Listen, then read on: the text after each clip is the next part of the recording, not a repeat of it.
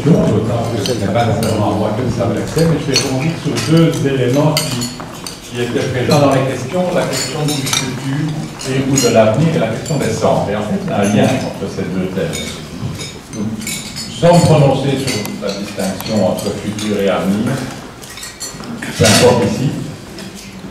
Le simple fait qu'on pose la question et que nous en parlions, c'est que nous pensons que nous pouvons penser le futur, penser l'avenir. Mais pour penser cela, il faut d'abord penser qu'il y en a un.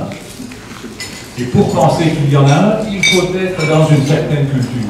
Il faut être dans une culture du temps linéaire.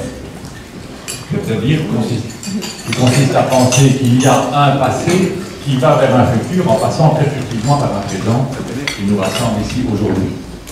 Le futur, nous ne l'atteindrons jamais, parce que le jour où nous l'atteindrons, il sera déjà devenu un présent. On fait de la philosophie. Mais nous sommes dans nous sommes les représentants ou les héritiers d'une culture du temps linéaire qui est capable de penser le futur parce qu'il pense fondamentalement qu'il y en a un, il y a quelque chose devant nous sur la ligne du temps.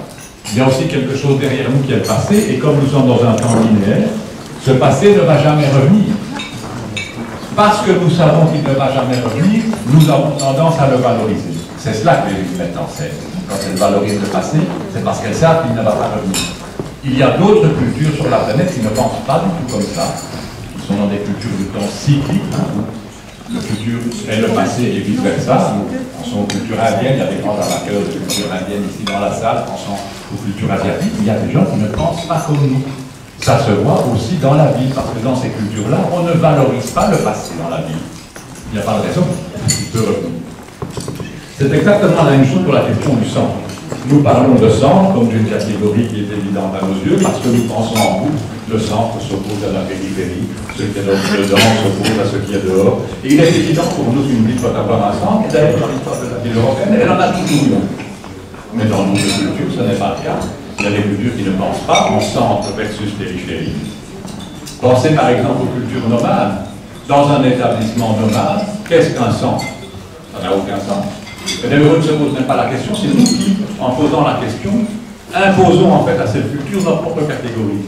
Mais cette catégorie n'existe pas pour eux. J'ai longtemps parlé à un anthropologue qui spécialise les cultures nomades sur ces questions, c'est absolument fascinant dans son culture africaine. Mais cette notion, cette opposition centre-périphérie n'existe pas non plus dans certaines cultures asiatiques, parce que dans les grandes villes asiatiques, il n'y a pas de centre. Pensez à Tokyo, il n'y a pas de centre. Parce que les villes sont construites autrement. On a parlé de la mise en valeur des piazzas, ou piazzés. Il y a toujours eu ça dans les villes européennes, parce que précisément les villes mettent en scène nos catégories culturelles, où il y a un centre qui s'oppose à la périphérie, et elles mettent en scène aussi l'individu face au collectif, le puissant face au sujet. Donc, on voit bien comment la ville européenne met en scène les cadres fondamentaux de la culture européenne. Donc, je vous remercie d'avoir posé ces questions, parce qu'elles nous permettent vraiment d'illustrer concrètement ce que vous avez essayé de nous expliquer.